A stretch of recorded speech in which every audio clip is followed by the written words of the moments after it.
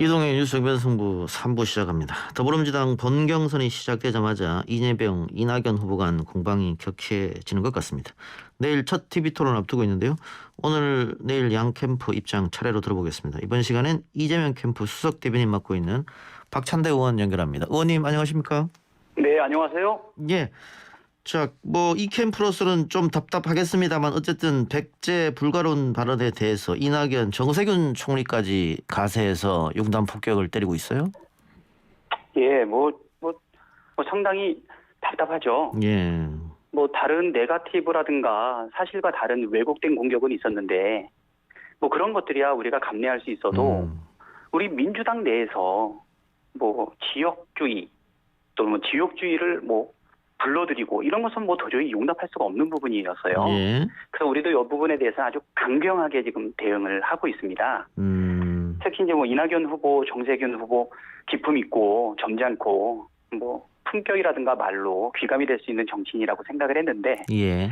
지금 마음이 많이 급하신 것 같아요. 예. 지금 경선이 계속 진행되고 있는데 이낙연 후보 지지율이 좀 오른다고는 하는데 그렇다고 뚜렷한 뭐를 보여주는 것도 아니고 정세균 후보님도 사실은 좀 답답한 부분은 내가 충분히 이해를 하고 있거든요. 예. 이런 시점에 사실에 기초하지 않은 내용을 가지고서 바로 그냥 지역 이거를 얘기를 하게 되니까 우리 입장에서는 이것만큼은 단호하게 대응하고 사실관계를 분명하게 다루자. 예. 이런 생각이 됐고요. 예. 그래서 그냥 바로 우리가 원문을 오픈하고 예. 그다음에 녹취록까지 다 보여준 거죠. 예. 판단해봐라. 여기에 예. 어떤 지역의식을 얘기하고 있는 부분이 나오고 있는지 하는 게 이제 저희들의 입장입니다. 예. 관련해서 김두관 후보나 김대중 대통령의 삼남이죠. 김홍걸 의원도 지역주의가 아니다 이렇게 얘기를 하긴 했습니다만 그 호남 민심은 어떻습니까? 이재명 후보 그리고 이재명 후보의 아내분도 광주를 좀 찾았다고 하던데 지금 호남 민심 어떻게 보고 계세요? 일단 저희들도 지난 주말 토요일 일요일 날 우리 후보가 호남을 방문을 하는데 그 호남을 방문하고 있는 3시 반쯤에 이낙연 후보 캠프에서 이게 터진 거예요. 예. 그러다 보니까 호남을 가는데도 민망한 거죠. 누구 잘못을 여부를 떠나서 사실 여부를 떠나서 예. 이제는 9세대 유물처럼 미쳤던 지역 감정 그다음에 지역과 관련된 주의가 막 나타나는 부분에서 그랬는데요.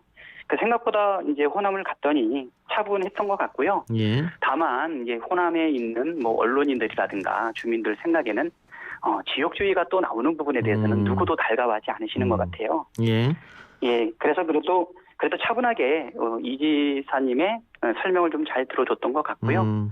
그리고 일부 호남 지지율이 혹시 빠지는 거 아닌가 염려를 하는데 전혀 그렇지 않은 것으로 나타났습니다. 예. 특별한 한 개 지방 신문에서만 아주 특이하게 조금 지지율의 변화가 있는 것처럼 보였지만 대부분의 경우에는 지지율에는 전혀 차이가 없다고 생각이 되고요. 예. 그리고 이재명 후보자는 호남에 대해서는 아주 각별한 애정을 가지고 있거든요. 예. 특히 광주가 아니었다면 오늘날의 저 이재명 존재하지 않았다.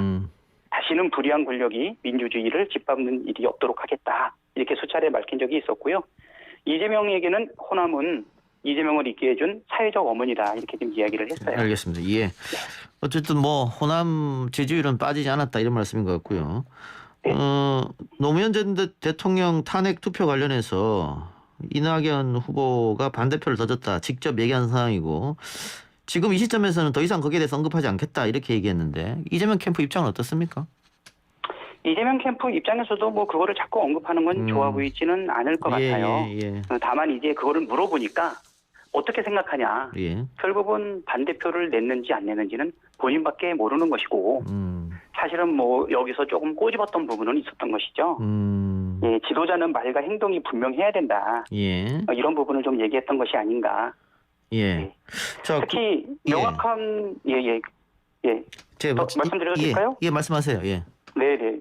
아니 그래서 당시에 이제 언론들을 보게 되면 탄핵안 처리를 위해서 다른 야당 의원과 본회의장 진입도 시도했고 의장님 또 자리를 또 스크럼을 짜기도 했고 또 유시민 송영길 의원이 탄핵 반대를 위해서 온몸으로 막아섰는데 지켜보는 모습이라든가 또 윤영찬 의원이 기자였을 때 이낙연 의원은 탄핵 찬성 쪽으로 선회했다. 이런 얘기들이 막 있었죠. 또 오마이뉴스도 이낙연 후보가 당시 노무현 대통령 탄핵에 찬성했다고 보도했다. 이렇게 되어 있지만 본인께서 반대표를 표했다라고 얘기를 하니까 사실 뭐 그거는 뭐 우리가 뭐 받아들일 수밖에 없지 않나 이런 생각이 드는데요.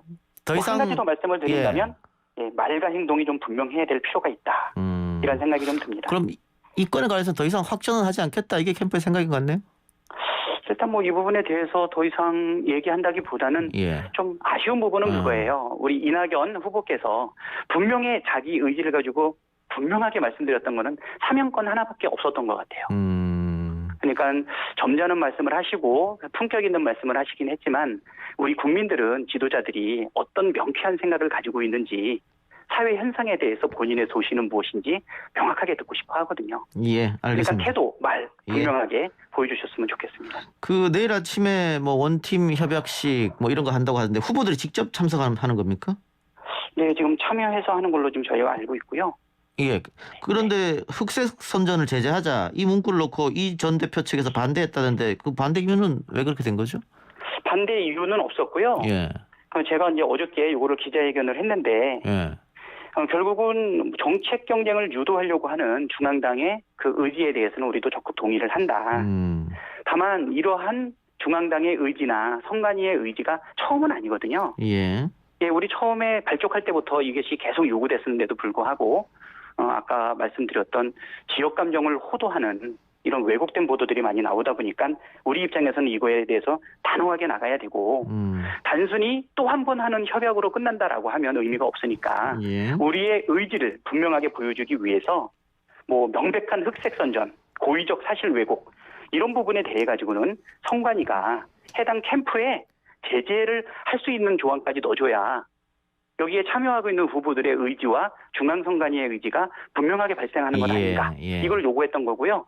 이거를 내고 난 다음에 이낙연 캠프의 수석 대변인이 납득할 수 없다. 아, 반대했군요. 예. 네, 그러니까 납득할 수 없다는데 저는 그게 좀 제가 납득이 안 되더라고요. 이거는 선언적인 표현이고 우리 스스로가 더 열심히 하겠다는 의지의 표현이기 때문에 안 받을 이유가 전혀 없는 거거든요. 조금 더 우리가 의아했던 것은 그러고 나서 바로 네거티브랑 관련된 공방을 대리 1대1 토론전을 벌리자 이렇게 이야기를 했는데 뭐 그거에 대해서 우리가 마다하진 않겠지만 지금 국민들이 원하고 선관위가 원하는 것은 바로 정책 경쟁 아니겠어요?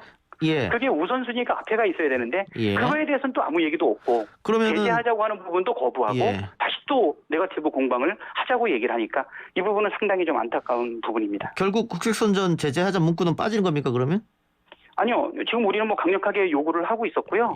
뭐 우리 당 선관위가 이 부분에 대해서 어떻게 판단할지는 내일까지는 조금 더 밀고 당기고 있지 않을까 이렇게 생각이 됩니다. 알겠습니다. 뭐 이재명 캠프에서는 결선 투표 없이 원샷으로 끝낸다 이런 계획이 있었을 것 같은데 그러려고 하려면 이 당 내에 그 친노 친문의 표심을 갖고 와야 된다. 이거는 어떻게 보세요? 지금 이재명한테 와 있다고 봅니까?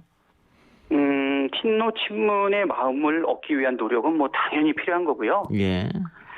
문심이라고 얘기하는 게 좀 그래요. 우리 민주당원들 우리 다 친문 아닌가요? 친노 친문이라고 생각이 되고요. 김대중, 노무현, 문재인의 다 우리가 그 정신을 이어받는 것이라고 생각이 되는데 특별히 문재인 대통령께서는 지금까지 단 한 번도 당내 경선에 개입한 적이 없으셔요. 정치적 준이시키셨고요. 그다음에 또 대통령의 측근이라고 하는 김경수 전 지사님을 비롯해서 많은 분들도 조심조심하고 있지 않나 좀 이런 생각이 들기 때문에 이 친노 친문 논란은 바람직하지 않고 특히 적통 논란이라고 하는 것은 이거 민주당의 정신과 좀 거리가 있다 이렇게 분명하게 좀 말씀드릴 수 있을 것 같아요. 자, 내일 본경선 첫 TV 토론이 예정돼 있는데 그 예선에서의 TV 토론 때 이재명 지사가 너무 수세적으로 토론에 임하다 보니까 점수를 좀 까먹었다 이런 지적이 있었습니다. 어떻게 준비하고 계십니까? 그 당시에는 뭐 집단으로 1대7로 1대 8이었나요?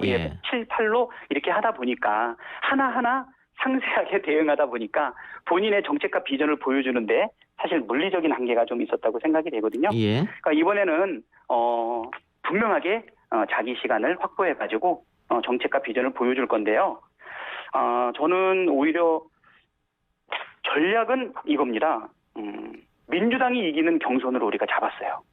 뭐 자세한 전략은 뭐 지금 말씀드리면 비밀이기 때문에 좀 그런데 그래서 뭐 지역주의 뭐 이런 것 때문에 좀 이상하게 돌아가기는 하지만 예. 그럼에도 불구하고 민주당 전체가 이기는 경선을 좀 해야 되겠다 생각이 들고요. 시민들한테 우리가 보여주는 거고 말씀하는 거니까 코로나 위기 극복 또는 민생 경제 회복 이런 거에 대한 비전과 정책을 보여주고요. 안주하는 리더십보다 강력한 추진력, 성과로 증명된 리더십 이런 것들을 좀 국민에게 보여주는 것이 아마 TV 토론에 임하고 있는 우리들의 자세입니다. 알겠습니다. 네. 예, 의원님 오늘 인터뷰 감사하고요. 다음에 또 한번 연락드리겠습니다. 네, 감사합니다. 작가님. 예, 지금까지 더불어민주당 박찬대 의원이었습니다.